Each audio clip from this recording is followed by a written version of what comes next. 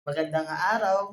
Ngayon, ang pag-aaralan natin, paano ba mag-upload ng CV o resume doon sa ating classroom. Okay? Ito yung mga part na kung saan tapos ka na sa S2S, tapos na yung core priority mo. Okay? Ngayon, ang gagawin natin is mag-a-upload tayo. Ngari, ako ay may nagawa ng resume at ito ay nakalagay sa aking sa my file. Ito ang aking resume. Okay? Itong aking resume is i-upload natin doon sa aking o sa atin. Ito yung sample resume ko ha. Ito i-upload natin doon sa classroom. Ngayon, ang gagawin ko, pupunta ako doon sa classroom natin. Okay? Pagpunta ako sa classroom, pindutin ko tong new assignment, update CV resume.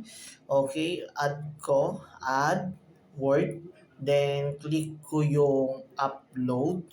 Pag-click ko ng upload, okay, pag-click ko ng upload, i-click natin muna yung upload.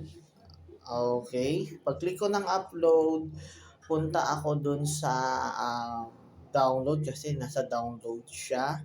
Ito, sample refresh resume. Iyan po siya. Okay.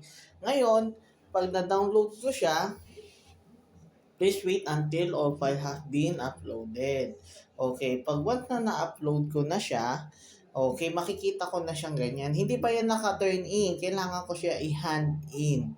Okay. Pag hinand in ko siya, automatic, makikita ko na wala na yung hand in. Ibig sabihin is nakapagpasa na ako. Okay? I hope na malinaw sa inyo ang pagpasa ng resume.